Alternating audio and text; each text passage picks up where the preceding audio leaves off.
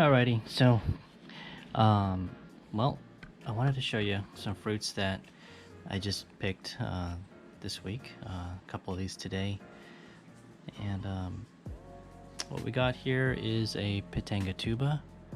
It's very delicate. I mean, you can once they get ripe like this, you don't have much time to eat it. It really is. It's so delicate, like you can barely touch it without kind of mashing like the little ridges. This is PITOMBA, and after all these years I finally was able to get it to fruit, and got some to look at. So we start with we'll start with the pitangatuba. Now this has such a cool fragrance. It smells so tropical. It has I don't know, like kind of a pineapple-y kind of berry, and like maybe even like a little bit of, I don't know, maybe apple or something in there. So it has these ridges. It's like I mentioned, it's so delicate. You can touch the edges here and they just kind of mush up. So let's go ahead and open it up. It's okay. This is almost falling apart as I am doing this. It's really juicy. You see the juice down there, but it's got this loose seed that's in here. It just basically is, you can see where it's kind of hanging on right there, and there it is. So we'll go ahead and taste this. I can't even get it to, okay.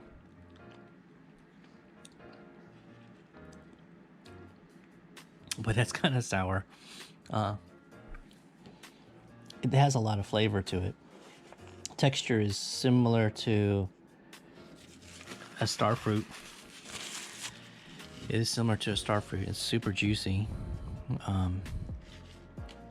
You could get used to, I mean, like you could almost this would be good in a smoothie or something, probably. I mean, I could get used to eating these. And I am getting used to eating these. My trees are fruiting pretty well this year.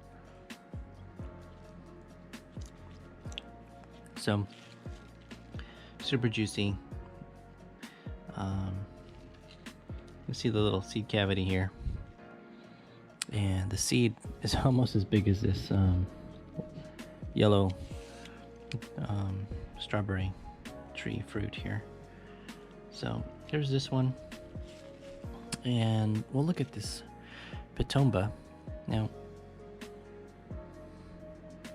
it's not as fragrant as the pitangatuba. You can see it right here. It's real delicate too. It goes from this one day to looking like this the next day if you don't keep track of them. Well, this one fell and it kind of got bruised and it sat outside for a few hours, but these are highly perishable. So like these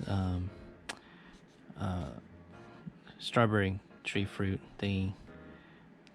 you can have them sit around for a little bit. These have them sit out for a day. They look like, I don't know, like get super rotted quickly. So here's this. It's got this cool like orange color to it, and we'll just go ahead and get right into it. All right. So this is the PITOMBA.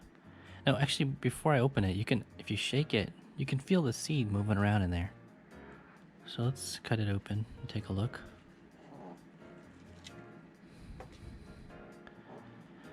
And this seed looks really similar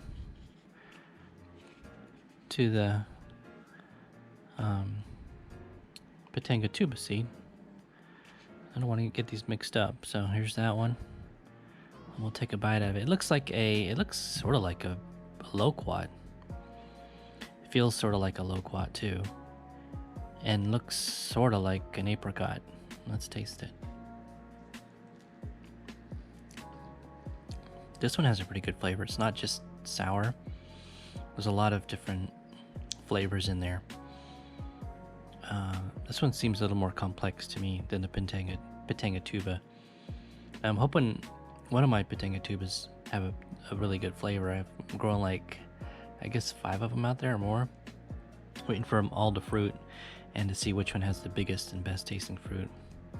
This PITOMBA though, I like it. It's good. So here's how it's kind of hanging on to the fruit here. So there's that. It's got this brown line on it. But yeah, similar to a loquat, but it's got more tender flesh than a loquat. It's almost like citrus, sort of, like the little vesicles in citrus. It is juicy, not quite as juicy as the PITANGATUBA. And let's take another taste of this here.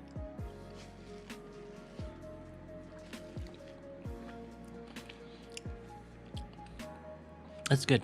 It's got a better balance of sour and sweet. Let's try this one. It's like maybe a little more ripe. I'm just gonna take a little section off right here.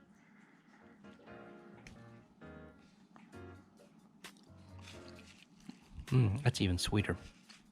That's good. So if you can wait till the very last moment to pick these, it's even better. So I've been happy with so I'm definitely happy with the weight on this fruit. Finally getting fruit off of that. This was the PITANGATUBA, the PITOMBA